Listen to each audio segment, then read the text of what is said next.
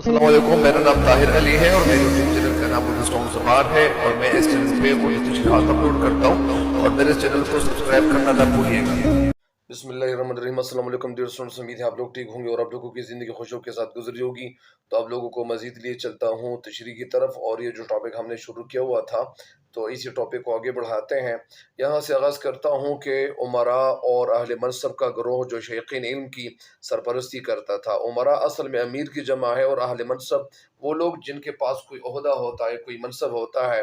का ग्रोह का मतलब यानी ग्रोह ग्रुप को कहते हैं या कुछ लोगों का जो एक ग्रोह होता है तो उसको उसको कहते हैं जो शैक़ीन इल्म की सरपरस्ती करता था। शैक़ीन का मतलब यानी शैख़ मतलब यानी शाइख उसे कहते हैं जिनके अंदर किताबें पढ़ने का शौक़ हो, जिनके अंदर मतलब इल्म का शौक़ हो। तो इसी तरह इनको यानी शैक़ीन कहते हैं। शौक़ रखने वाले, इल्म की शौक़ रखने वाले की सरपरस्ती करता था। सरपरस्ती करना मतलब इनकी लीडिंग करना या इनको इनकी खिदमतगारी करना या इनकी निगरानी करना। उमूमन तालीम याफ्ता और पाया शनास थे या पाया शनास था। तालीम याफ्ता उमूमन मतलब इन्हें आम तौर पर तालीम याफ्ता यानी आले वेल एजुकेटेड और पाया शनास का मतलब इन्हें मकाम और मर्तबे पहचानने वाला या ज़्यादा समझदार या समझ बूझ रखने वाला वो मुराद है। तालीम की शहादत का ये बहुत बड़ा सबब था और तालीमी इशाअत मतलब ये बहुत बड़ा सबब था, यानी बहुत बड़ी वजह थी। और इशाअत का मतलब क्या है, यानी पब्लिश करना या मशहूर करना या नशर व इशाअत करना या बात को पहुंचाना या इल्म को पहुंचाना। तो तालीम की इशाअत का ये बहुत बड़ा सबब था। बहुत बड़ा सबब मतलब बहुत बड़ा सबब था यानी बड़ी वजह थी। सलातीन वज़रा और तो एक तरफ मामूली रईस की खिदमत में सैकड़ों अदीब व फाजिल मौजूद होते थे। मतलब इसका यह है कि सलातीन व वज़रा, सलातीन सुल्तान की जमा है और वज़रा वज़ीर की जमा है। और यहाँ पे सलातीन का मतलब ही सुल्तान की जमा, यहाँ पे मुराद बादशाह है। वज़रा वज़ीर की जमा है। रईस क्या मतलब है, मामूली रईस की खिदमत में सैकड़ों अदीब। रईस कैसे कहते हैं, रईस के मानी तो मालदार भी है, अमीर भी है। और अदीब व खिदमत में सैकड़ों अदीब, अदीब अदब लिखने वाले भी मुराद हैं, यानी जो लोग अदब लिखते हैं। लेकिन यहाँ पे अदीब व फाजिल का मतलब यानी अहल इल्म मुराद है। अहल इल्म मौजूद होते थे, यानी अदीब व फाजिल मौजूद होते थे मतलब यानी अहल इल्म लोग, वो लोग जो इल्म रखते थे वो मौजूद होते थे।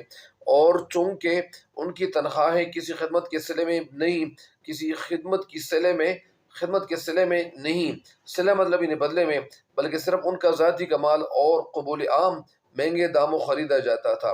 बल्कि सिर्फ उनका ज़ाती कमाल यानी पर्सनल, जो उनको अल्लाह ताला ने जो कमाल अता किया हुआ था और इल्म पे समझ बूझ रखने वाले जो थे तो वो उसकी तरफ इशारा है।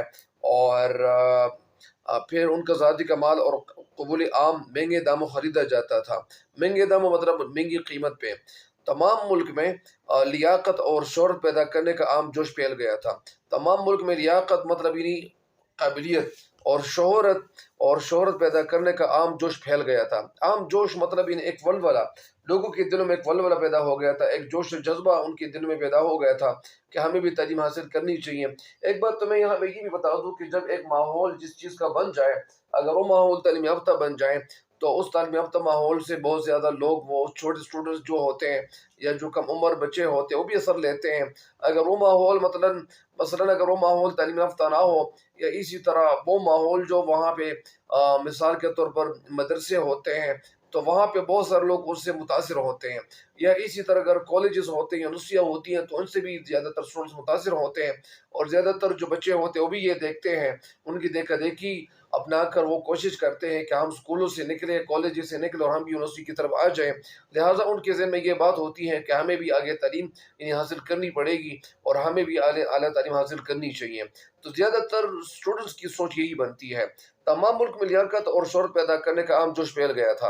यानी असल में ये तो उस मुल्क में यानी ये जोश पहले नहीं गया था, सारे इलाकों में, सारे ममालिक में यानी ये जो जोश और खरोश था वो पाया जाता था। असल में तालीम ये एक रोशनी है और जो लोग तालीम याफ्ता होते हैं तो उनकी ज़िंदगी में रख रखाव आ जाता है, इनकी ज़िंदगी में दूसरे इंसानों के साथ इज़्ज़त करने का जो जज्बा होता है वो पैदा होता है। इसी तरह हर इंसान अपने हवाले से नहीं सोचते, दूसरों के हवाले से सोचना शुरू करते हैं। तो ये तालीम की बड़ी जो इफ़ादियत है, बड़ी अहमियत है, वो इस वजह से है।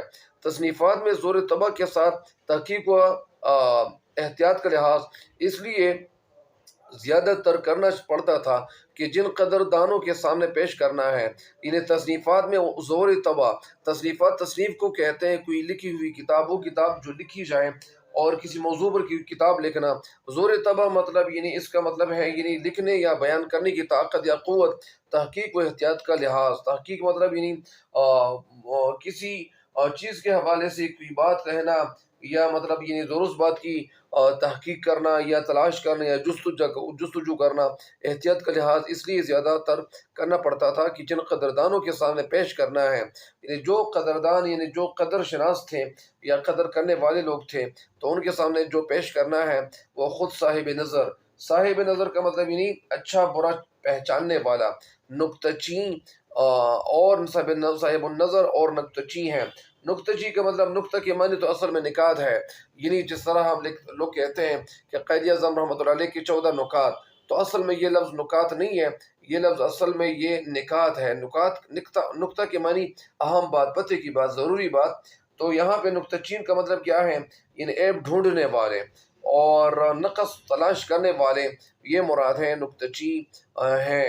اور ایک بات تو یہ بھی ہے کہ یہاں پہ میں یہ بات بھی بتا دوں کہ یہ نکتہ چی کی بجائے نقطہ چی ہونا چاہیے تھا، یا نقطہ چینی جس کو کہتے ہیں، یہ لفظ اصل میں یہ نہیں ہے، اس طرح نہیں ہے، یہ یہاں پہ نقطہ چینی ہونا چاہیے تھا۔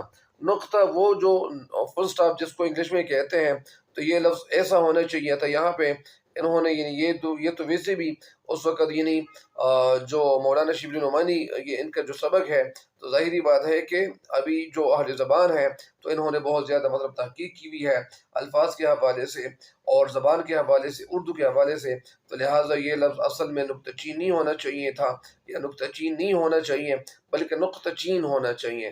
نقطہ چین کا مطلب کیا ہے؟ مطلب عیب ڈھونڈنے والا یا عیب تلاش کرنے والا یا نقص تلاش کرنے والا، یہ مراد ہے۔ اور اگر میں نقطہ چین کا مطلب بتا دوں تو نقطہ کا مطلب تو اہم بات ہے، جو ضروری بات ہوتی ہے۔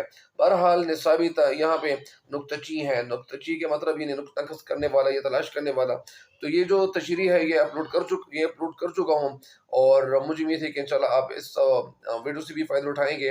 جتنا آپ سے ہو سکے تو آپ اپنے دوستوں کے ساتھ، فرینڈ کے ساتھ یہ ویڈیو شیئر کرتے جائیں، تاکہ آپ کے ساتھ ساتھ آپ کے دوستوں تک بھی فائدہ پہنچتا چلے جائے۔ ہمیں بھی خصوصی دعاؤں میں یاد رکھیے گا۔ تب تک کے لیے مجھے دیجیے اجازت۔ اللہ نگہبان۔